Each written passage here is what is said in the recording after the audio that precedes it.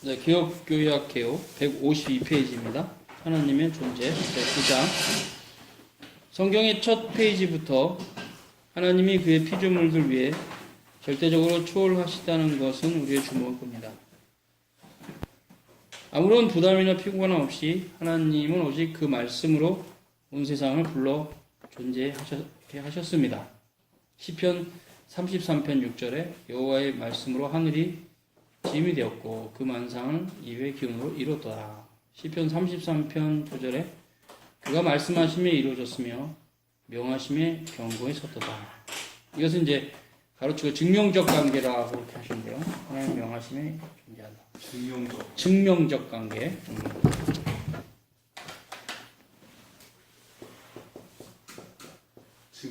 즉시 네. 명령하는. 네, 하나님은 명령하시고 피조물을 순종하는. 하나님과 피조물 이런 관계라는 거죠. 그래서 이런 관점 안에서는 쌍무적이란 말은 다 틀려요. 모든 국면에 다 그렇죠. 증명적인. 그렇죠. 하나님은 일방적으로 명령하신 인간은 순종해야 될 존재지. 하나님과 무슨 계약을 뭐 이렇게 나누고 뭐 거래하고 이런 존재가 피조물은 아니에요. 그래서 일방적이죠. 무조건 하나님 앞에서 우리는 일방적이지. 하나님과 우리가 저울질 하듯이 이렇게 쌍방이냐? 절대 아닙니다. 인간 대 인간은 쌍방입니다. 근데 하나님과 인간은 절대로 쌍무적 관계가 될 수가 없어요. 그렇다 해서 반율법주의도 아니지만 그렇다 해서 쌍무적 관계라는 표현도 쓰면 안 돼요. 전적으로 하나님의 은총이죠. 전적으로 하나님의 은총입니다. 그래서 증명적인데 하늘의 군대에게든지 땅의 사람에게든지 그는 자기 뜻대로 행하시나니 그의 손을 금하든지 혹은 이루기를 너가 무엇을 하고자 할 자가 아무도 없다. 보라 그에게는 열방이 통해 한 물방울 같고 저울의 작은 티끌 같으며 섬들은 떠오르는 먼지 같으니 레바논은 땔감에도 부족하겠고 짐승들은 번제에도 부족할 것이다. 그의 앞에는 모든 열방이 아무것도 아니라 그는 그들을 없는 것 같이 빈 것 같이 여기시느니라. 그런즉 너희가 하나님을 누구와 같이 하겠으며 무슨 형상을 그에게 비기겠느냐. 이사야 40장 15절에서 18절입니다. 무릇 하늘 위에서 능히 여호와와 비교할 자 누구며 용사의 자식들 중에서 여호와 같은 자 누구리요. 시편 89편 6절. 그를 진정으로 칭할 합당한 이름은 없습니다. 그래서 그의 이름은 기묘자 곧 놀라움이라는 뜻일 뿐입니다. 하나님이 폭풍 속에서 말씀하시며 욥 앞에 그의 위엄을 드러내시자 욥은 겸손히 머리를 조아리며 이렇게 말합니다. 보소서 나는 비쳐나오니 무엇이라 주께 대답하리까. 손으로 내 입을 가릴 뿐입니다. 하나님의 위대하심으로 우리가 그를 알 수 없습니다. 그런 지식이 너무도 귀하고 높음으로 우리가 능히 미치지 못할 것입니다. 그렇죠? 그런데 이처럼 고귀하시고 높으신 하나님께서 그의 피조물과 심지어 가장 천하고 작은 것들까지 친밀한 관계를 갖고 계십니다. 성경이 우리에게 제시하는 것은 철학자들이 제시하는 것처럼 하나님에 대한 추상적인 개념, 굉장히 중요합니다. 철학자들이 제시하는 이제 바빙크 시대는 아니지만 로마 시대는 바울 시대는 이거 맞죠. 바울 시대는 그 당시 철학자들이 신에 대해서 상당히 추상적으로 이해를 했죠. 그때 이제 바울이 너희가 그렇게 생각하는 그 신은 이름도 알 수 없는 그 신은 여호와 하나님이 맞고 그 여호와 하나님은 너희가 생각하는 저런 그런 지혜라거나 논리라거나 뭐 아르케 원리 이런 게 아니라 우리 가운데 찾아오시는 우리 아버지가 되시고 우리의 왕이신 이렇게 굉장히 친밀한 분이라는 그런 얘기를 했죠. 상당히 중요한 개념이죠. 이게 철학의 신은 상당히 추상적이에요. 그래서 철학의 그러니까 이제 신학이 추상적이라고 볼 수 있죠. 당연히 교리가. 근데 그것은 성경 전체를 하나의 주제로 가지고 풀었던 거기 때문에 그렇게 보일 뿐이지 실은 우리가 그래서 그런 면에서 하나님의 말씀으로 말미암아 그런 올바른 교리들이 이해가 되는 게 굉장히 중요해요. 그래서 결국 이제 교리가 좀 추상적이라는 것은 어쩔 수 없는 상황일지라도 그 교리를 우리가 이해해가면서 궁극적으로 알아가야 될 것은 하나님의 말씀이 우리에게 무엇을 말씀하느냐. 이런 게 굉장히 중요해요. 그렇기 때문에 성경으로 안 돌아갈 수가 없어요. 그런 교리들은 성경으로 돌아가기 위한 방편이지, 교리를 날카롭게 이해하면 성경을 바로 들어갈 수 있는 것도 아니에요. 성경도 성경 언어가 있어요. 이런 부분도 좀 우리가 봐야 되고, 그래서 교리가 날카로운 게 나쁘다는 게 아니라, 그런 거가 있기만 하면 모든 것이라는 식은 안 된다. 성경은 우리에게 하나님에 대해서 풍성하게 가르쳐주니까. 그래서 교리를 철학으로 오해하는 분들이 좀 있는데, 그러면 안 됩니다. 철학과 교리는 길도 다르고 색깔도 다르고 결도 다르고 다 달라요. 그래서 이제 그 철학이 이렇게 추상적인 것에 대해서 하나님의 말씀은 살아계신 그런 분으로 우리 가운데 계시하시죠. 이제 교리가 중요해서 그 방향에 있어서 내가 하나님을 내 멋대로 이해한다 이런 부분에서 이제 교통정리랄까 가지치기랄까 이런 부분들은 이제 교리가 해주는 것에서 우리가 우리의 무지와 어둠을 제거하는 형태로 교리가 중요한 지침서가 되고 빛이 되죠. 그런 것뿐이지 그 교리가 철학은 아닙니다. 우리는 눈을 들어 만물을 지신 이가 누군가 구한다. 만물이 그의 손으로 지음받았고 그의 뜻과 그의 행위로 생겼다. 그래서 만물이 그의 탁월하심의 증표고 그의 선하심과 지혜와 권능의 표시다. 피조물 가운데 오직 사람만이 이제 여기서 이제 바비크가 이제 하나님의 존재에 대해서 얘기할 때 만물을 봐라 얼마나 만물이 탁월하냐 이것은 하나님의 선하심과 지혜와 권능의 표시다. 그래서 결국 이제 그러면서도 바비크가 또 포커스를 줄이죠. 오직 사람만이 하나님의 형상과 모양대로 창조가 됐다. 그죠? 오직 사람만이 하나님의 소생이다. 이게 하나님의 형상 때문에요. 사도행전 17장 28절. 이런 친밀한 관계가 있기 때문에 하나님은 그의 피조물에 빗대어 이름으로 불려질 수도 있고 의인 합법을 써서 얘기할 수도 있다. 성경은 하나님의 그 비할 데 없는 위대하심과 위엄을 지극히 높여 말씀하면서도 동시에 생명이 넘치는 모형들과 형상을 빗대어 그에 대해서 말씀한다. 성경은 하나님의 눈각이 손과 발, 입과 입술, 심장과 폐부에 대해서도 언급한다. 온갖 속성들, 지혜, 지식, 의지, 권능, 의와 긍휼 등을 그에게 부여하며 또한 기쁨과 슬픔, 두려움과 고뇌, 열심과 질투, 후회와 진노, 미움과 화 등의 감정을 그에게 돌리고 있다. 뿐만 아니라 성경은 그가 바라보시고 생각하시고 들으시고 보시며 기억하시고 잊으시고 냄새를 맡으시며 맛을 보시며 앉으시고 일어나시고 찾아오시고 버리고 복을 주시고 징계하신 이에 대해서도 말씀합니다. 성경은 하나님을 태양, 빛, 샘, 근원, 반석, 피난처, 칼, 사자, 독수리, 용사, 건축자, 왕, 사사, 농부, 목자, 사람, 아버지로도 빗대어 말씀하신다. 요컨대 온 세상에 있는 것들 중에 지탱시켜주고 피난처와 도움이 되는 모든 것들은 근원적으로 하나님 안에서 넘치도록 풍성하고 완전하게 발견이 된다. 그래서 그런 것들은 다 모형이라는 거죠. 우리가 육신의 아버지가 있는 것은 하늘 아버지에 대한 모형이죠. 그죠? 그리고 우리가 또 자연의 태양이 있는 것은 영원한 하나님 나라나 또 그 하나님의 그 다스림 이런 거에 대한 또 모형. 왕도 그렇고 이런 것들은 다 하나님에 대한 모형과 모사에 불과하죠. 하나님 그분 자신이야말로 존재의 태양이시요 모든 만물은 그에게서 나오는 광선이다 이렇게 말했어요. 이런 부분도 또 오해해서 들으시면 안 돼요. 이 맥락을 파악하고 범신론자가 아니니까 바비크는 결국 이런 걸 오해하면 또 범신론인가 오해할 수 있어요. 그런 얘기는 아니고 어떤 그런 비유적인 표현을 한 거죠. 우리로서는 하나님 아는 문제에 있어서 하나님의 존재가나 이런 종류의 진술을 확고히 붙들어 하나하나를 정당하게 대하는 것이 매우 중요하다. 모든 피조물에 뛰어난 하나님의 절대적 초월하심을 희생시키면 자 이거죠. 만물 위에 뛰어나신 성삼위체 하나님 하나님의 절대성이죠. 혹은 초월성이죠. 이것을 희생시키면 다신론이나 범신론으로 빠진다. 그렇죠. 이 둘은 역사의 교훈에 따라 서로 밀접하게 관련되고 하나의 다른 하나로 넘어가죠. 그래서 하나님의 초월하심을 거부하면 범신론이 될 확률이 많고 거의 그렇죠. 그 다음에 이제 하나님의 그 다스리심 이런 형태가 직접적으로 이렇게 자연과 만물 가운데 사람들 가운데 다스리심 이런 섭리적 통치를 거부하면 이신론으로 빠지겠죠. 하나님이 그의 피조물과 친밀한 관계를 맺고 계시다는 사실을 희생시키면 이신론, 계시를 베풀지 않는 하나님을 믿는 것이 됩니다. 혹은 무신론, 하나님의 존재 자체를 거부하는 거죠. 이 두 가지 종교는 다른 종교들과 마찬가지로 서로 무수한 공통적 특징이 있습니다. 성경은 이 두 가지 특징을 견고히 붙들고 있고 따라서 기독교 신학도 그 발자취를 그대로 따라갑니다. 하나님은 본래 그것을 따라서는 우리가 참으로 그를 부를 수 있는 단순한 칭호를 갖고 계시지 않고 그분은 스스로 이름 지어 우리를 하여금 많은 칭호로 부르게 하십니다. 그렇죠?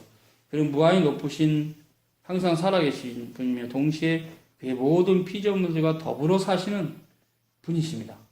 그래서 그의 속성들 모두가 다른 존재들과 함께 공유할 수 없는 것이죠. 또 그러면서도 어떤 의미에서는 공유할 수가 있는 게 있죠. 그래서 이제 이 개혁주의 신학에서는 비공유적 속성과 공유 속성을 알았거든요.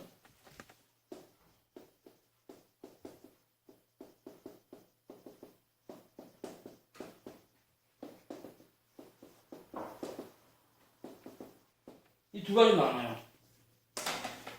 이 의미는 뭐냐면 이제 하나님의 초월성, 속성에 있어서 예를 들면 절대성, 완전성, 무한성, 영원성 이런 거는 피조물에게는 없잖아요. 피조물은 시간 가운데 늙어가고 또 쓰러져가고 또 이렇게 되는 그런 차이들. 그러면서도 이제 우리하고 공유하는 것은 이제 공유하는 형태가 그 하나님께는 완전하고 우리에게는 상당히 이렇게 깨어진 형태나 미흡한데 그래도 어쨌든 좀 있는 거. 우리가 사랑이 있는 형태의 속성, 우리에게 또 어떻게 뭔가 잘못된 걸 보면 분이 나고 또 뭐 이렇게 또 자비가 있고 구제를 하고 이런 형태의 인간의 어떤 삶의 모습은 하나님의 형상에 있어서 또 하나님의 속성에 있어서는 우리하고 공유되는 거죠. 근데 이게 오해하시면 안 됩니다. 왜냐하면 이 공유한다는 게 실제로 우리의 어떤 속성과 하나님의 속성이 진짜 말 그대로 공유가 된다는 의미가 아니라 하나님의 형상의 어떤 부분이 인간에게 투영돼서 인간에게는 아주 조금 거의 뭐 먼지 하나 같은 먼지 떼망도 못한 뭐 모기 뒷다리 같은 그 정도의 희미한 게 있다는 얘기죠. 그죠? 하나님의 속성과 우리 속성을 실은 공유할 수 있는 건 하나도 없어요. 하나님은 본질적으로 높이 계신 분이고 우리는 피조물이면서 또 타락까지 했기 때문에 하나님의 속성과 우리가 공유되는 건 없어요. 그러나 이제 공유하다고 말을 했던 것은 개혁신학이 하나님의 속성 가운데 인간에게 투영된 게 있거든요.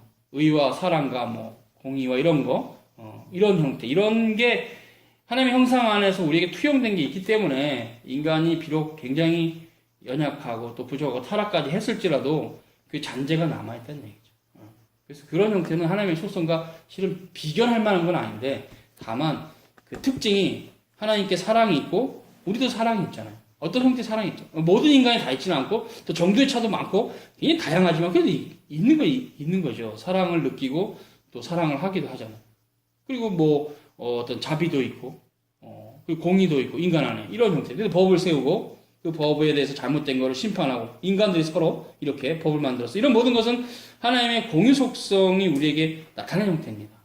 그러나 제가 다시 얘기지만 이게 하나님의 속성과 우리가 진짜 말 그대로 공유될 수 있는 건 아니라는 거. 오해하지 마시라. 그걸 좀 오해하는 사람은 또 오해를 하는데 그러면 안 되고 정말 공유할 수 없는 높은 속성이지만 그러나 그런 부분만 사랑, 뭐 공의, 자비, 화평 이런 부분에 있어서 인간에게 희미하게 있는 부분이 있으니까 그것은 하나님의 형상으로부터 온 것이니까 그런 측면에서만 아주 미흡하지만 공유하는 형태가 있다. 그래서 그걸 그냥 하나님과 우리의 공유적 속성이라는 겁니다.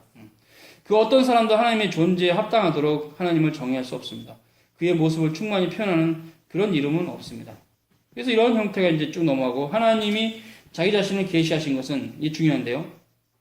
그의 계시로부터 하나님에 관한 철학적 개념을 이끌어내고자 함이 아니라 참되고 살아계신 하나님, 우리의 하나님으로 받아들이고 그를 인정하며 고백하도록 이게 굉장히 중요한 개념이에요. 그리고 이것을 잘하고 있다. 그러나 이런 것들이 지혜롭고 슬기 있는 자에게 감추어져 있고 어린아이에게는 계시가 되었다. 이런 형태는 우리가 로마서를 좀 보시고 이 바빙크의 이 말을 바울의 로마서로 좀 보려고 합니다.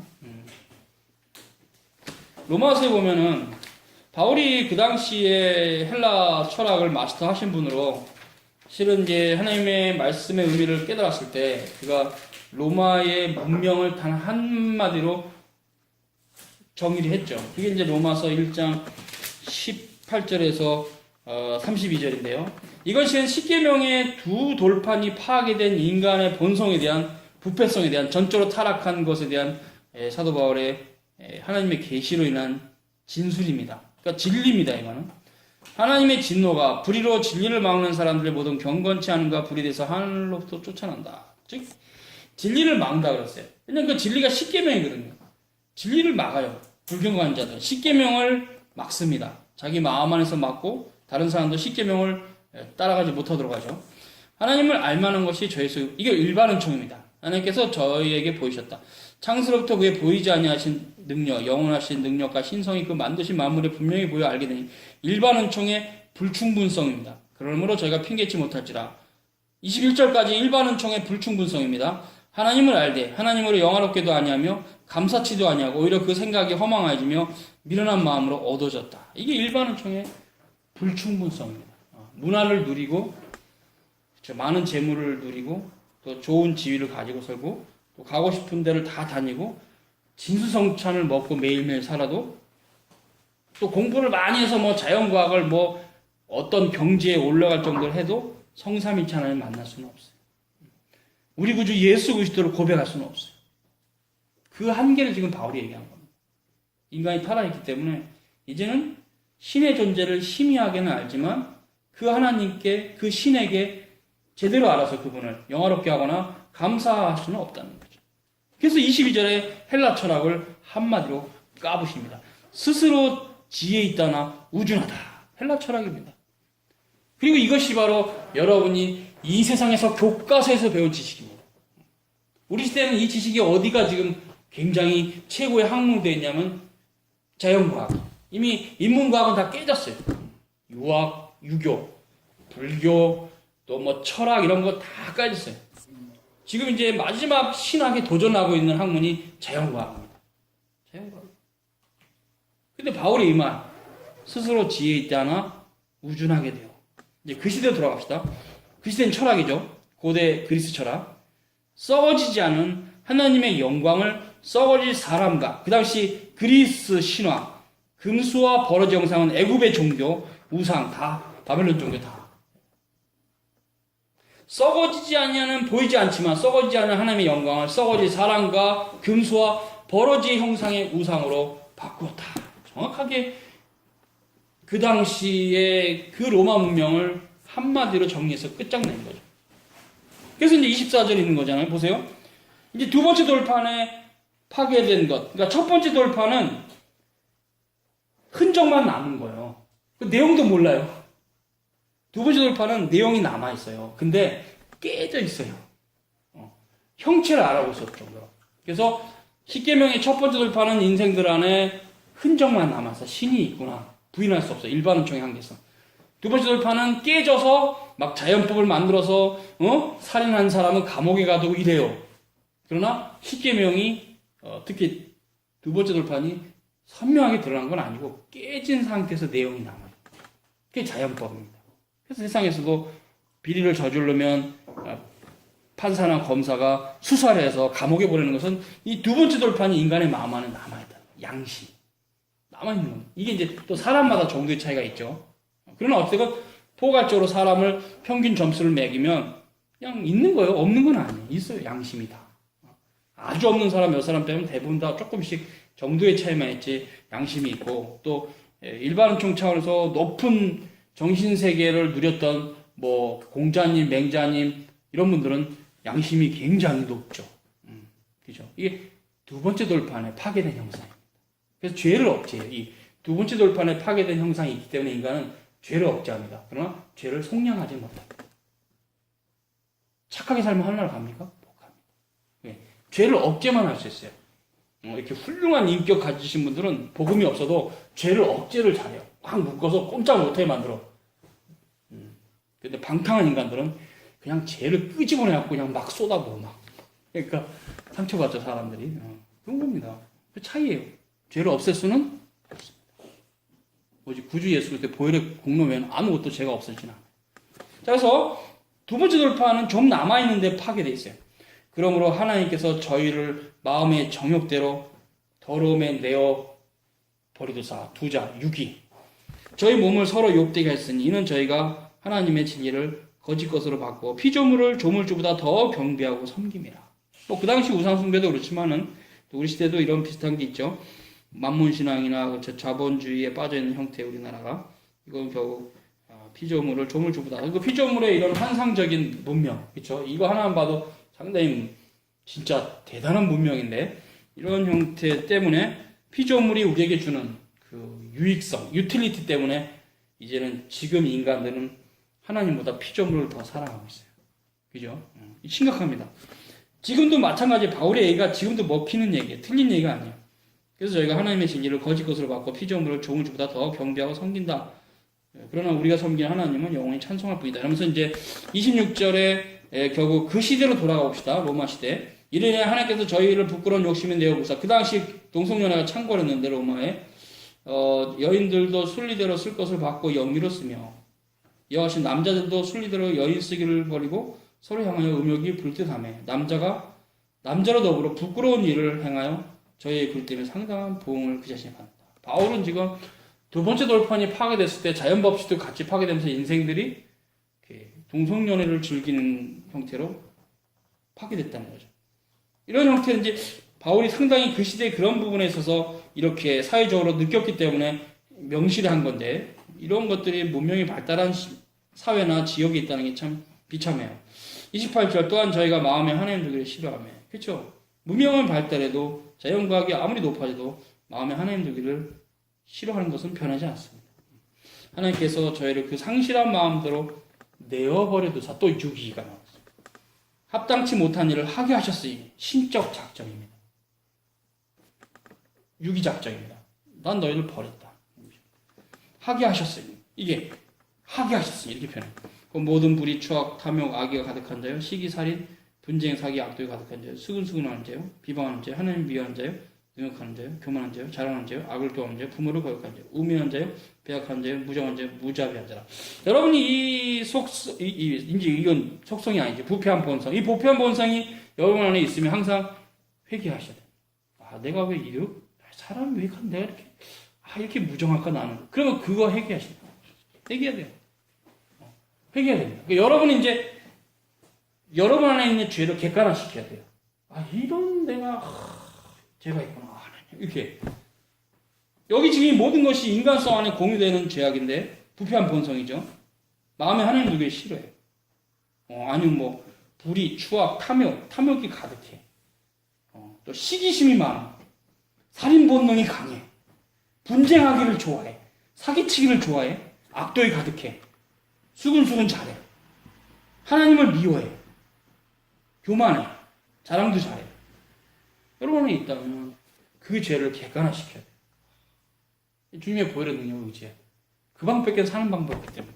그래서 여러분 그런 것들은 이제 넌 크리스찬들이야 이런 걸 객관을 못 시키죠. 그러나 그리스도인들은 주님의 사랑을 알기 때문에, 주님의 법을 알기 때문에 이제 보입니다. 아, 내가 너무 이웃 사랑을 잘 못해. 사람 보면 그냥 미워하고 싶어.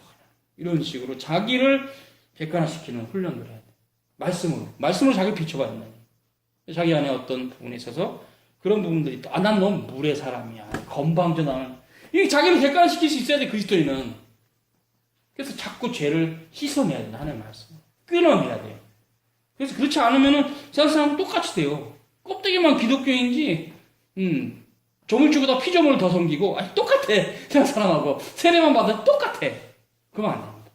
우리가 이제는 그런 자들로부터 돌이켜서 하나님 나라로 가는 자로 부르심받았기 때문에, 두 번째 돌판을 완성하는 자로서 이제 간다 했을 때는 주님이 완성하셨기 때문에 그 주님의 뒤를 따라가는 자로서 끝없이 죄와의 싸움이 있으면, 먼저는 죄를 객관화하는 훈련이 돼야 된다. 하나님 말씀으로. 두 번째는 그 죄와 싸워서 끊어내야 되는 싸움을 싸워야 된다. 그래서 10년 전에는 똑같은 죄를 10번 지었다면, 이제 10년 후에는 정말 많이 성화되면 한 2-3개 지을 수 있는, 상당히 많이 죄의 속성들이 이렇게 순화돼서 희석화되는 그런 형태의 신앙 인격을 가져야 되죠, 신자들이. 칭의가 뭔데요? 영화의 시작인데. 영화가 뭔데요? 완성인데. 성화가 그거예요. 인간이 할 게 없어요. 하나님의 은혜입니다. 문제는 왜 그러냐면, 하나님을 모른다는 게 심각해. 하나님 아무것도 몰라, 지금. 그냥 그렇게 사는 거야. 하나님 몰랐어. 하나님 몰라요. 엄청 모릅니다. 그런데, 조금 얄팍한 교리 몇 개 알고는 하나님 안다고 생각하고, 저쪽은 말들은 많이 해. 근데 너가 주님을 안 닮아가면, 세월이 10년 가고 20년 가도, 너는 주님을 모르는 사람이야. 주님을 알아갈수록, 우리는 죄가 객관화되면서, 죄를 씻어가면서, 주님을 닮아가게 돼 있습니다. 왜? 이미 칭의가 된 자는 영화를 시작했기 때문에. 영화의 beginning, starting, 이게 바로 성화의 시작이기도 한데, 성화를 말할 필요가 없어요. 칭이 되면 영화가 궁극적으로 된 겁니다. 이 때문에 지금 성화되어가는 과정이죠. 그 영화가 완성이죠. 근데 약간 비나인데 올레진 난 예술 거기 그거는 안 돼요. 그럼 우리 신적 작정이 나오니까 그런 형태는 우리가 또 교리 보는 틀이 잘못된 거죠. 그래서 이제 돌아갑시다. 이건 근데 이제 그 당시에는 바울이 일반 은총의 한계를 얘기한 거니까 두 돌판의 한계입니다. 저희가 이같이 행하는 자는 사형에 해당한다고 하나님이 율법의 정하심을 알고도 본성이 안다는 거죠. 자기들만 행할 뿐 아니라 이 일을 행하는 자를 옳다니라. 왜 세상 사람들은 자기 본성에서는 이게 잘못된 줄 알면서도 행합니까? 우리도 그런 게 있을 수 있는데 그 근원적인 이유는 우리 안에는 죄성입니다. 왜? 내가 사기치고 돈을 많이 벌 수 있어. 죄인 줄은 알아, 머릿속에는. 근데 사기를 쳐. 왜? 돈 많이 버니까. 사기치면. 그래서 뭐 음식을 이상하게 독을 넣어가지고 팔고, 뭐 중국에서는 계란도 막 화학품으로 만들어가지고 팔고, 짝퉁만. 왜 그러겠어요? 돈이 되니까. 이게 바로 이속 챙김. 자기 이속 앞에서 하나님의 양심도, 하나님의 법도 다 버립니다. 그러니까 보세요.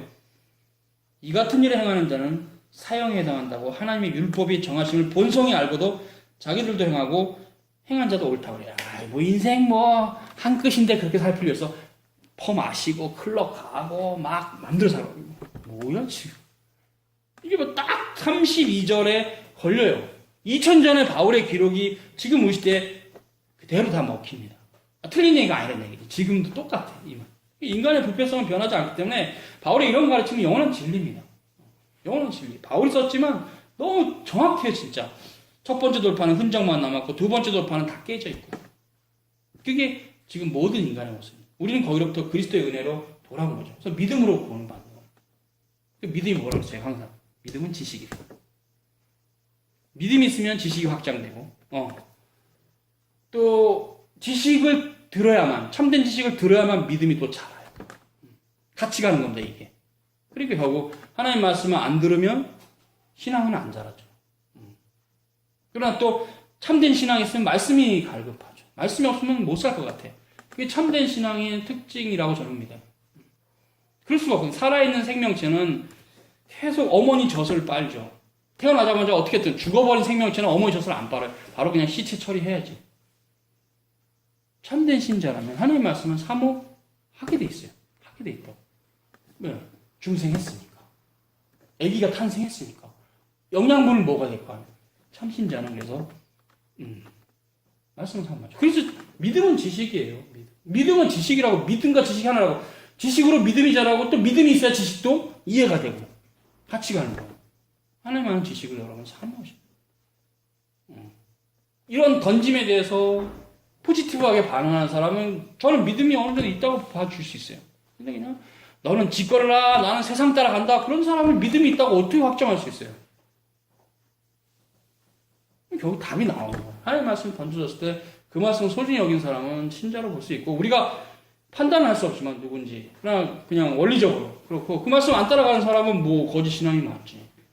답은 거기 나와요. 그럼 각자 자기 양심 안에서 판단하는 문제지, 여러분이 남을 판단하는 수단을 쓰면 안 되죠. 전혀. 그래서 우리가 이런 관련해서 정리가 돼요. 그래서 정리가 됐고, 이런 부분들이 이제 지금 바빙크도 얘기하는 겁니다. 세상의 철학이 아무리 지혜가 있다 하지만 하나님 보시기에는 우준한 거라고 그러죠. 그것으로 구원을 받지 못해요. 그래서 결국 지혜롭고 슬기 있는 자들에게는 감춰져 있는 그 지식, 특별 계시는 어린아이들에게는 계시되었다. 이건 무슨 말이냐? 우리의 마음이 특별 계시를 접하는 자세가 어린아이라고 해요. infant. 하나님의 말씀을 순수하게 받아들여요. 그것이 뭐 JADP로 만들어졌었고 휴문서가 있었고 이렇게 들어가면 끝난 겁니다. 이렇게 성경은 사도가 쓴 게 아니고 2세기에 교회 공동체에 편집된 문서고 이렇게 들어가면 이사야서는 제1 이사야가 있고 제2 이사야가 있고 이렇게 성경을 막 난도질하면서 자기 마음대로 막 주물러버리고 빼고 집어넣고 이렇게 해서 이 본문은 없었고 이 본문은 내가 한번 넣어보고 이렇게 하나님의 말씀 접근하는 사람은 하나님의 말씀 분명히 모르는 사람. 그러니까 거짓교리가 푹 나오고 유보적 칭의로. 뭔 소리 하는 거지? 성경 전체 하나님의 말씀을 다 믿어야 돼요. 사문학상의 차이는 있지만 그런 것들은 미미하기 때문에 전체 성경 하나님의 말씀 믿고 거기로부터 하나님 말씀이 어떤 걸 우리 전체적으로 우리에게 무엇을 말씀하시는가? 성경 자체는 뭐라고 말씀하시는가? 성경은 하나님은 어떤 분이라고 성경 말씀? 실로. 인간은 어떤 존재라고 성경에 말씀하는가? 인간론. 그리스도가 어떤 분이라고 성경에 말하는가? 기독론. 우리의 구원에 대해서 성경은 무엇을 말하는가? 구원론. 성경은 교회에 대해서 무엇을 말하는가? 교회론. 그리고 인생의 마지막에 대해서 세상의 종말에 대해서 성경은 뭐라고 말씀하는가? 종말론. 이게 교리잖아요. 결국 성경 전체를 통째로 하나의 말씀으로 보지 않고 하나의 말씀으로 이렇게 자기 마음대로 자기가 성경 위에서 이렇게 난도질 쳐서 막 빼고 집어넣고 이래갖고 성경 전혀 평생 이해 못합니다. 학자래도 신학자래도. 성경은 그런 책이 아니에요. 모세 시대부터 계속 1600년간 하나님의 성령께서 강권하셔서 오류를 제거하시고 기록자들을 잠깐 동안 오류 없게 글을 쓰도록 역사하신 하나님의 말씀입니다. 그래서 이게 성경론이 왜 웨슬리신앙고백에서 맨 앞에 있느냐? 성경이 하나님의 말씀인지 믿지 않는 자에게는 밑에 있는 삼일체론이나 뭐 다 안 믿는 사람이라는 얘기예요. 성경론이 잡혀있지 않으면 밑에 있는 모든 교리들은 의미가 없어요. 성경론을 딱 잡아야 돼요. 축자형. 한자 한자 하나님 쓰셨다. 그죠? 그래서 종합무한 축자로 영감된 말씀으로 신구약 성경을 전체를 다 받아야만 그 다음에 거기로부터 교리가 나온 것을 믿고 창세기에서 계시록 전체 성삼위체 하나님이 계시되어 있구나. 아멘 할 수 있는 겁니다. 성경의 무엇을 안 믿는 자는 삼위체론을 안 믿는 자 같습니다. 그래서 이미 성경론이 잘못된 사람은 백을자입니다. 성경 안에는 하나님의 말씀이 있고 그런 성경 자체는 오류가 가득하고 이렇게 가면 오류가 가득한 글에서 삼일체론이 나오면 그 삼일체 하나님들 믿으면 안 되지. 그러면 삼일체 부정하면 이단인데 그 이단이에요. 논리적을 따라가면 자유신학자들은 그냥 이단이에요. 그냥 백의자죠. 그래서 학문적인 어떤 틀을 가지고 말하니까 사람들이 막 따라가는 것뿐이지 이거 위험하죠. 성경론이 잘못 잡힌 사람은 그 다음의 주제의 신학에 대해서 교리에 대해서도 아무런 의미가 없어요. 공부해도. 성경이 어떤 것인가 어떤 문헌인가 신의 문헌인데 이것에 대해서 믿음이 있어요. 이거 실은 우리가 본문의 진정성을 믿는다면 실은 바울 서신 같은 게 상당히 중요하다 했을 때 사도 베드로가 바울 서신은 하나님의 말씀이라고 얘기를 하고 있어요. 그죠? 뭡니까? 그런 본문도 후대 누가 첨가한 거고 이렇게 보면 성경 아무것도 볼 게 없어요. 성경 하나님의 말씀을 믿으면 베드로가 바울의 얘기를 해요. 우리 형제 바울도 이와 같이 하나님의 말씀을 썼고 그 얘기를 하고 있어요. 이 중에 더러 어려운 것이 있는데 무식하고 굳세지 못한 자들이 함부로 해석하다가 멸망으로 갔다. 베드로가 하는 얘기예요. 베드로는 바울 서신을 하나님의 말씀으로 인정을 베드로서에서 했습니다. 여러분 이게 순한 논리를 해도 이걸 믿기만 한다면 성경이 하나님의 말씀이라는 건 부정할 수가 없어요.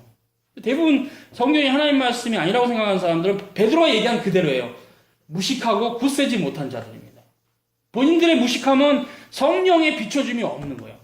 천지를 창조하신 그 성삼위체 하나님의 조명이 없기 때문에 그들이 세상적으로 아무리 탁월한 공부를 해도 거기서 하나님의 말씀을 깨닫지는 못해요. 그런 겁니다. 그렇기 때문에 여러분은 독일의 자유주의신학자를 따라갈 이유가 한 가지도 없어요. 굉장히 높은 학문이잖아요. 그냥 논리만 조금 있는 거예요. 논리만. 잡다한 책을 읽어서 별 쓸모도 없는 신학들. 그런 것이 지금 팽배하죠. 신과 성경에 대한 분명한 교리, 우리 장로기 전통을 붙잡아야 되고, 그리고 여러분은 이제 그라운터 정리된 신론이나 인간론이나 기독론이나 구원론이나 교회론이나 종말론을 열심히 공부하고 이제 성경을 읽으면 성삼위체 하나님께서 여기 계심을 알 수가 있어요. 성경은 분명히 하나님에서 말씀합니다. 무오하게. 그래서 우리가 사본학이야 이제 조금씩 공부해가면 그 한계도 느끼지만 또 별 큰 성경 전체를 막 뒤집을 정도로 잘못되지 않은 점을 볼 수 있는데 특히 그것도 사본학은 주로 신약 성경만 하지 구약 사본학은 사회 사본이 생긴 것 좀 있지만 거의 마스로 텍스트 정리가 됐기 때문에 크게 이보는 큰 문제가 없어요. 그렇기 때문에 이제 우리가 전체적으로 교리가 2세기, 3세기에 정리가 된 형태를 존중해야 되죠. 사본이 가장 원래 성경에 가까웠던 2세기, 3세기 때 정리된 교리를 소중히 여기면서 우리가 그 교리로부터 성경을 읽지, 그렇게 지금 시대 이렇게 한참 후 세대, 지금 이런 막 하나님이 막 뭐 없다 이런 시대, 이런 멘탈을 가지고 성경 읽으면 다 망가져야지, 본인들이. 그래서 우리가 교리를 먼저 반드시 알아야 된다는 거. 그때 그 기준은 웨슬리 신앙고백이라는 거에 대해서는 분명히 말할 수 있습니다. 갑시다. 하나님의 계시를 통해서 하나님에 대해서 우리가 얻는 지식은 믿음의 지식이다. 신앙의 지식이다. 그 지식은 하나님의 존재와 동일하지 않다는 의미에서 보면 그 지식은 충분한 것이 못 된다. 하나님은 그의 모든 피조물보다 높이 계시기 때문이다. 그 지식은 순전히 상징적인 것도 아니다. 즉 실제와 전혀 일치하지 않는 것이 아니란 뜻이다. 오히려 이 지식은 각인의 성격을 띠거나 혹은 유비성을 줄 수, 아날로그컬, 그쵸? 유비성을 띈다. 이 지식은 하나님이 절대적인 위험을 지니심에도 불구하고 하나님과 또한 그의 손으로 지으신 모든 만물들 사이에 존재하는 비유사성과 관계의 근거를 두기 때문이다. 하나님이 자연과 성경에서 우리에게 베푸는 바 자신에 관한 지식이 제한된 것이 유한한 것이요 단편적인 것이다. 그러나 그럼에도 불구하고 이 지식은 여전히 참되며 순결하다. 하나님은 그의 말씀 속에서 특별히 그리스도 안에서와 그리스도를 통해서 자신을 계시하신 그 모습 그대로다. 하나님이 알고 있는 우리는 하나님이 우리를 어떻게 알고 있냐? 자연과학자나 의사들이 알고 있는 것보다 더 많이 알고 계시죠. 우리를 만드신 분인데. 그러니까 특별 계시가 인체에 대한 설명서는 아니란 얘기야. 특별 계시. 그러면서 불구하고 그렇기 때문에 그쵸? 제한되고 유한하고 단편적이죠. 그럼에도 불구하고 참되고 순결해요. 하나님 말씀. 그러니까 우리가 성경을 읽어서 인간의 몸에 대해서 다 알고 뭐 폐구 구조에 대해서 다 알 수 있는 건 아니지만 성경의 인간론은 이제 여기서 이제 우리가 추출한다 할 때 교리로 그러나 성경에서부터 나오는 인간에 대한 그 교리적 진술은 참되고 순결한 건 맞아요. 인간에 대한 모든 지식을 전하지는 않지만 우리가 구속에 필요한 그쵸 지식은 다 말하고 있어요. 그렇다는 얘기. 그래서 우리가 이런 형태로 성경을 대면 성경이 과학책이냐? 아니죠. 성경은 과학책이 아닙니다. 성경을 통해서 자연과학의 모든 사실을 다 알지 못해요. 그러나 우리가 구속에 관한 책은 맞는데 성경을 통해서 구속에 이르는 지식으로는 충분합니다. 하나님은 그의 말씀 속에서 특별히 그리스도 안에서와 그리스도를 통해서 자신을 계시하신 그 모습 그대로 성경 안에 기록이기 때문에 그래서 결국 우리가 필요한 것은 우리 마음이 그런 하나님을 따라가는 형태가 필요하다 이렇게 말하고 있어요. 조금 더 봅시다.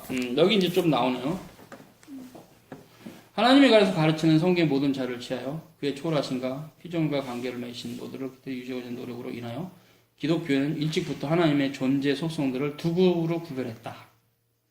초대교회 이래로 이 두 그룹으로 여러 가지 다양한 명칭들을 불렀는데 로마교회는 아직도 소극적, 적극적 뭐 있다. 루터교회는 활동적이 있다.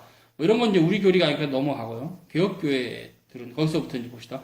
개혁교회들은 비공유적, 공유적 속성이라는 명칭을 선호한다. 그리고 보통과하고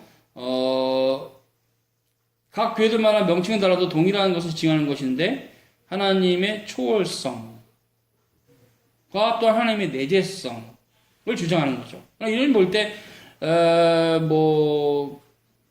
카톨릭과 로마 교회, 카톨릭 루터교회보다는 비공유적 속성과 공유 속성이나 개혁교회 명칭이 더 부합하다 이렇게 이제 바비가 설명합니다. 첫째 그룹의 속성은 다신론과 범신론을 방지하고 둘째 그룹의 속성은 이신론과 무신론을 방지한다.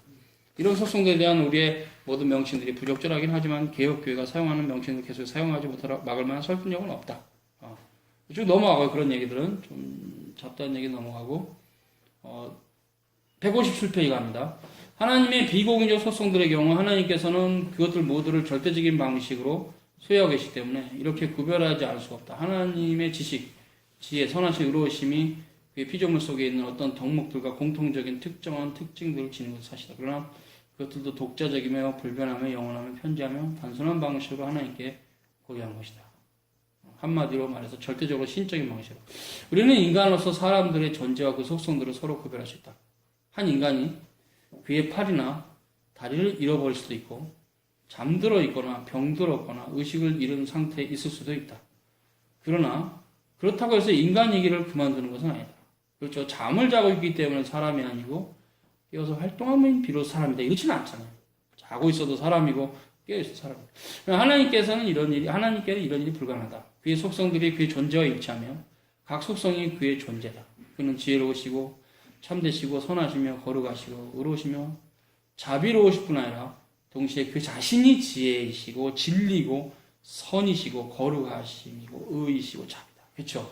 그래서 뭐 하시다라는 말과 뭐다라는 말이 같다는 거죠. 그러므로 그는 사람의 모든 속성들의 근원이요 원천이시다. 그는 그가 소유하시는 모든 것이시며 따라서 피조물이 소유하는 모든 것들의 근원이시다. 그는 모든 선의 풍성한 근원이시다. 그러니까 우리 인간은 의식하고 알고 있는 지식이 있는데 내 인체에 대한 지식도 내가 다 모르잖아요. 그죠? 근데 하나님은 만물에 대해서 다 아시고 하나님은 성삼위체 하나님은 자기 속성도 다 아시는 거예요. 하나님에게는 모르는 게 없는. 그러니까 이 피조물하고는 차원이 다르죠. 그러니까 하나님 만드셨기 때문에 피조물에 대해서 하나님 다 아세요. 뭐 말 그대로 생명체, 뭐 사람도 있지만 개도 있고, 뭐 개만 예를 들면 개의 모든 구조와 DNA와 그 뼈의 흐름과 피에 돌아가는 걸 다 아세요, 하나님. 우리에 대해서도 그렇고 다. 벼룩 하나의 움직임도 다 아세요. 그러니까 만물에 대해서 완전히 다 아세요, 하나님. 우리에게 이제 계시할 필요가 없기 때문에 계시 안 하신 것일 뿐이지. 하나님 다 아십니다. 그러면서도 하나님은 자신에 대해서도 다 아세요. 그게 우리하고 엄청난 차이예요. 우리가 비록 하나님의 형상대로 지어졌어도 우리는 우리 자신에 대해서도 모르는 게 많이 있습니다. 많이 있죠. 그래서 결국 타락한 이후에는 더 많아요.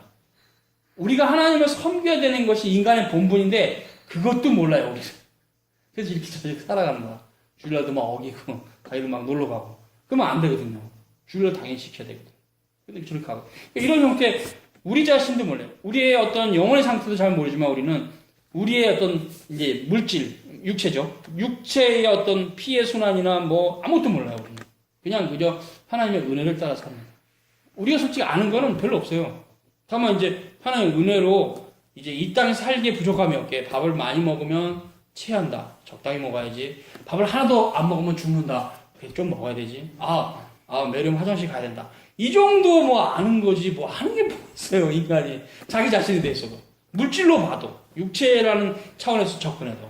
그런데 하물며 우리가 우리 자신에 대해서 이런 스킨, 이런 몸, 바디, 소마죠. 사르크스나 소마로도 별로 모른다면 푸스케, 퓨르마, 인간의 그 멘탈, 정신 세계는 인간이 더 모르죠. 몰라요. 그래서 이제 이거는 좀 재밌는 얘기하고 넘어가요. 어떤 아이가 이렇게 상처를 받았으면 그 치유를 정신과 의사가 해줘요. 정신과 의사는 이제 두뇌를 연구해갖고 대충 인간성을 아는 거야. 그러니까 그 꼬마는 자기 자신을 의사 선생님이 더 많이 알아. 그림을 그려라. 얘는 이제 이런 환경에서 자랐고 얘는 지금 상태가 이래라. 그 꼬마에 대한 지식을 그 꼬마가 모르고 그 꼬마를 치유해 주시는 정신과 의사가 더 많이 알아. 이런 시대예요. 물론 그분은 이제 학문적으로 공부를 하고 두뇌 흐름 가운데서 이제 인간성의 그 방향을 아시니까 그런 진단을 하시는 거예요. 어찌됐건 우리가 우리 자신에서 더 몰라요. 어떻게 그래서 이렇게 인간의 한계점이다 본다면 하나님이 어떤 분인가 생각하면 우리가 정말 하나님에 대해서도 아는 게 별로 없고 우리 자신에 대해서 별로 아는 게 없고 그래서 결국 이것이 구원과 관련해서는 하나님께서 특별 계시를 주셔서 그리스도의 보혈의 피로 정결케 하신 그 지식을 그대로 성령으로 이끌어 주셔야만 아는구나. 이게 바울이 가르치네요. 바울의 복음에. 즉 이제 예수님께서 이 땅에 오셔서 아버지 하나님을 보여주시고 구원을 완성하시고 그 보혈의 공로로 우리를 구속하신 그 사랑을 따라 그것으로 우리를 이끄시는 것 외에는 답이 없어요. 그런 부분들은 조금 우리가 연결이 돼서 볼 수 있는 게 이사야서입니다. 이사야서 52장에 제가 늘 보는 형태는 참 은혜가 되는 건데 그때 이제 이사야 53장이죠. 53장에 고난받는 메시아에 대한 얘기가 좀 나오잖아요. 그건 뭐 여러분도 많이 알고. 그런데 그때 참 읽어보면 놀라운 게 그거거든요. 11절이죠. 가라사대. 다 읽었다 치고 봅시다. 11절만. 그가 자기 영혼에 수고한 것을 보고 만족히 여길 것이라. 나의 의로운 종이 자기 지식으로 많은 사람을 의롭게 하며 그들의 죄악을 친히 담당하리라. 이 본문. 뭐냐? 주님의 십자가의 죽으심과 부활은 뭐냐? 즉 하나님의 형상을 잃어버린 우리, 즉 하나님 아는 지식에 대해서 완전히 차단당한 우리를 자기의 지식으로 이제 회복시켜주는 거죠. 나의 의로운 종이 그리스도죠. 자기 지식으로 많은 사람을 의롭게 한다. 하나님 아는 지식으로만 의롭게 됩니다. 그래서 믿음으로 의롭게 된다는 말과 하나님 아는 지식으로 의롭게 된다는 말이 동일한 말이에요. 표현만 다르지. 믿음이란 말과 지식에 대해서 같은 의미예요, 그게. 그러니까 하나님 아는 지식이 없다면 믿음도 없다라고도 볼 수 있죠. 심각한 상태죠. 신자 대 신앙이 지금. 하나님 아는 지식이 추구하지도 않고, 그리고 알지도 못해. 아는 것도 하나도 없어. 근데 추구하지도 않아. 그게 참다운 신앙일까에 대해서 고민하셔야 돼요. 추구하지도 않는다는 게 심각해요. 말씀을 사모해야 되는데 전혀 말씀을 사모하고 없어요. 정말 목마른 그 사슴이 신의 물을 밟은 것같이 내 영혼이 여호와를 찬다는 시편처럼 돼야 되는데 신앙이 관심 없어요. 하나님. 관심 뭐 있어요? 하나님 나에게 주실 기도 많이 하면 주실 물질, 사회적 지위, 성공 이거에 관심이 많아요. 거짓 신앙이에요. 그걸 가르치는 교회는 거짓 교회. false church. 그래서 이런 부분들이 참 심각해요. 이거 보세요. 이런 부분도 있고, 근데 이사야 또 다른 본문에서는 이제 하나님 나라가 완성됐을 때는 하나님 아는 지식이 온 세상에 충만하다는 말이 있어요. 이런 부분들 왜 놓치고 신앙생활? 이게 중요한 거예요. 바비니까 하나님 아는 지식 가려서 지금 하나님의 존재를 얘기하잖아요. 우리가 여기서 지금 교리를 배우지만 실제로 여기서 배우는 교리가 모든 게 아닙니다. 이것은 단지 어떤 그저 겨우 이제 뭐 물건을 치면은 뼈대 정도 만든 수준이에요. 이 모든 풍성한 내용은 하나님 말씀 안에 있어요. 신구약 성경 안에 충분히 여러분이 하나님에 대해서 알 수 있을 만큼 충분히 이 말씀 안에 다 있습니다. 여러분이 모를 뿐이죠. 굉장히 무지해서 하나님 말씀. 여기 이 말씀에 다 있어요. 하나님 말씀. 여기 지금 풍성하게 하나님 나라도 있고 그의 구속이 뭔가 있고 교회가 뭔가 성경에 다 있습니다.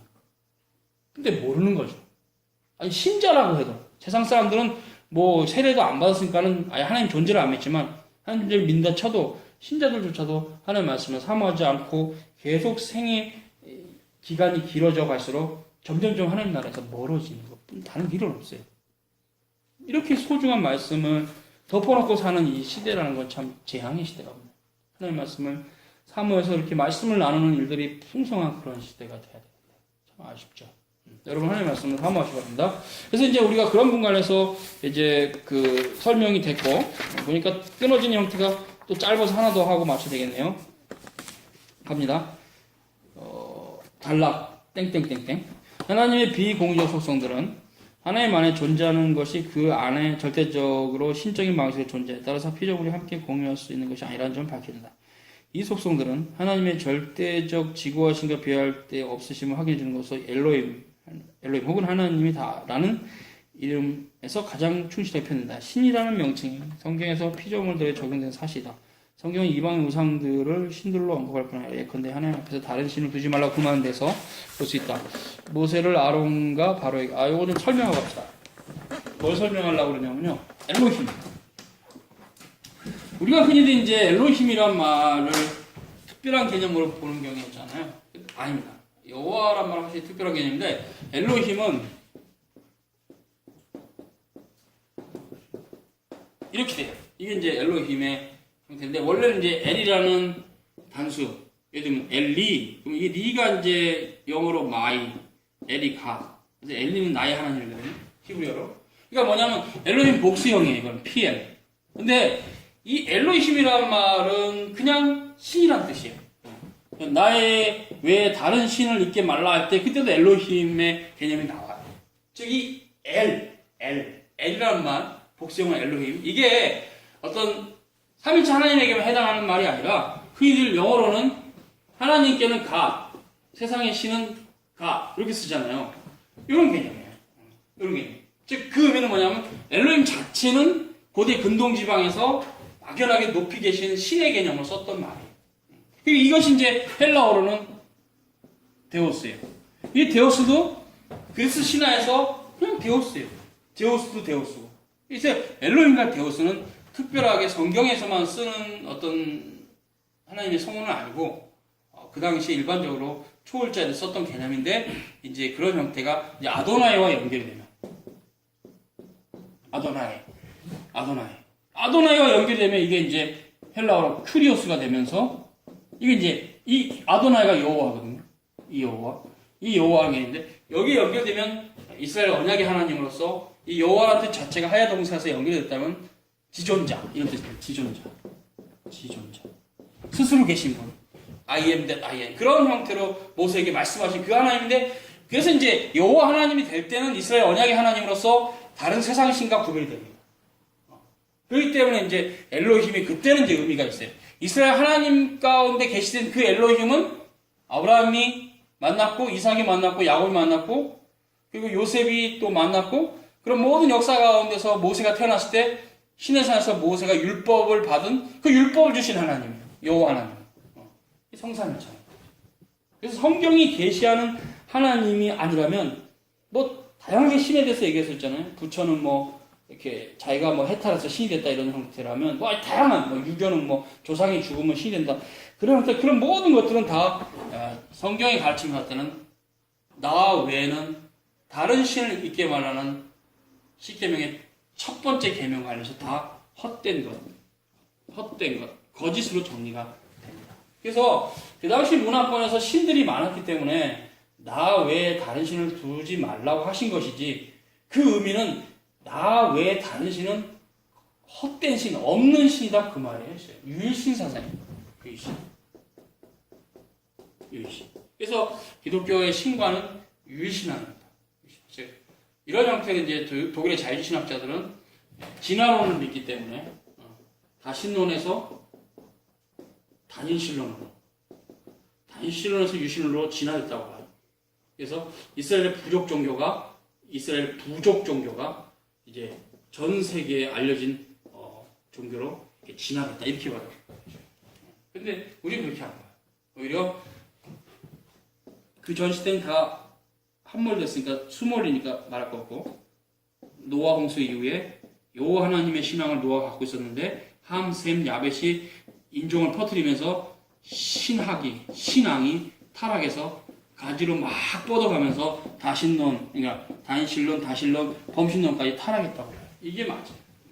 그래서 제가 보는 견지입니다. 가장 타락한 형태는 고대 근동의 지방에서부터 동서쪽, 동남쪽으로 쭉 가서 인도입니다. 인도의 힌두교, 범신론이에요. 여기서부터 불교가 나왔어요. 결국은 유일신앙에서 제우스 같은 그런 다신론, 애굽의 신 이런 거에서 더 타락했을 때 범신론 타락. 여기서 이제 초월자가 아니라 인간이 스스로 해탈해서 신의 경지에 이른다는 이런 가장 위험한 불교 사상. 가장 위험한 사상입니다. 불교 사상. 그래서 우리가 똑같지는 않지만 좀 묶어봅시다. 이 불교 사상과 펠라고 사상이 상당히 비슷해요. 그죠? 불교는 자기가 스스로 이렇게 불공을 들여서 해탈한다 하죠. 펠라기우스도 자력구원설. 내가 선행을 행하면 예수님도 필요 없고 구원을 받는다. 자력구원설. 이 펠라기우스 교리하고 불교 교리하고 유사성이 있다는 똑같지는 않지만 유사성. 인간 편에서 뭔가 공로를 통해서 신에게 이르는 형태의 교리. 그래서 원래 이방 종교의 전형적인 특징입니다. 이방 종교의 전형적인 특징이에요. 전형적. 그래갖고 다 이방 종교의 문헌들을 뒤져보면 다 인간이 뭔가 신에게 드리면 신이 그것을 받고 나서 복을 내준다 이런 식. 불공이나 이런 건 아주 더 극단화된 범신론이고 애굽의 종교나 이런 문헌들을 뒤져보면 다 그렇게 인간이 신에게 무엇을 드리면 신이 복을 내준다 이런 거예요. 그래서 원래 이게 이런 인간 공로 사상, 신에게 나아감에 있어서 인간 공로 사상을 강조하는 것은 이방 종교의 일반적인 특징이고 신과 성경이 계시하는 그렇죠 교회의 신학, 즉 정통신학만 전적인 하나님의 주권적 은혜로서만 구원받는 이 교회. 그 중간에 섞인 게 이제 세미 펠라기우스예요. 로마교회 시대. 그 후대 알민수가 그걸 받아가지고 지금 이제 온 세상에 퍼져버렸죠. 네. 하나님을 배제하고 자력구원설을 얘기하면 너무 껄쩍지근하고 그거 너무 심한 거 같고. 그러니까 하나님의 그죠 손을 뻗으시면 50% 인간이 그때 내가 구원에 나가겠다고 의지를 발견해 손을 뻗으면 50% 하나님의 능력 50% 인간의 능력 50%로 구원받는다는 이런 공로주의 사상이 생긴 거예요. 이것은 이방 종교의 전형적인 특징입니다. 정통교리가 아닙니다. 우리는 하나님의 주권적 은혜로서만 구원을 받는다는 이 절대 주권 사상을 철저하게 견지를 해야 돼요. 이 정통신학의 굉장히 중요한 기조가 되는 로마서 11장 36절 같은 그런 본문으로부터 나온 굉장히 중요한 거죠. 그래서 이 엘로힘의 개념을 이렇게 정리하다 보니까 됐는데 이제 마무리 좀 봅시다.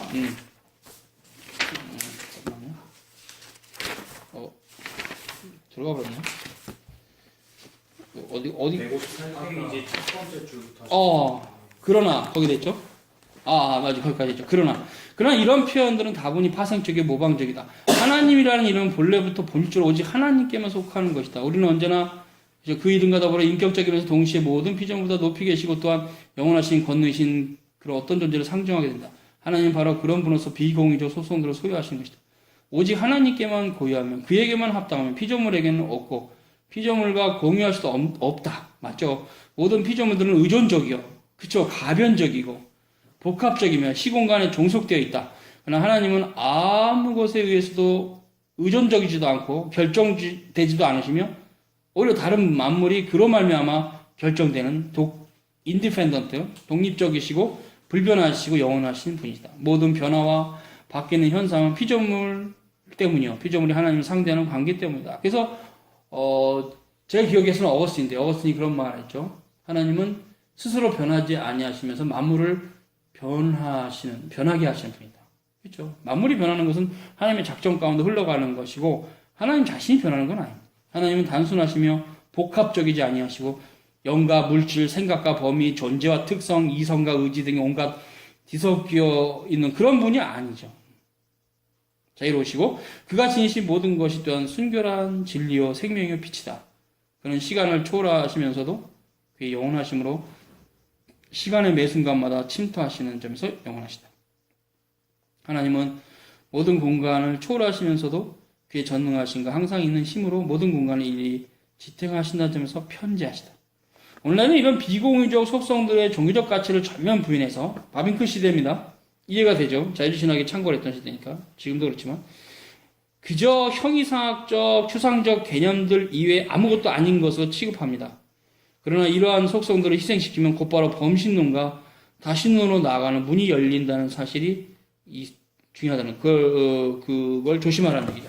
하나님이 독자적이며 불변하시고 영원하시며 편재하시고 단순하시고 모든 혼합에서 자유하시다는 것을 주장하지 않으면 하나님은 곧바로 피조물의 위치로 끌어내려져서 세상 전체와 세상의 권세 중에 하나와 완전히 동일시되는 범신론입니다. 되어버립니다. 그렇기 때문에 계시하시는 하나님을 세상에 내재하는 하나의 힘으로 바꾸면 안 됩니다. 신비주의자들이 주로 그러죠. 한 분이신 참 하나님 대신 다신론을 고백하기를 선언하는 자들의 숫자가 끊임없이 늘고 있습니다. 라고 바빌크 시대에 대해서 얘기하죠.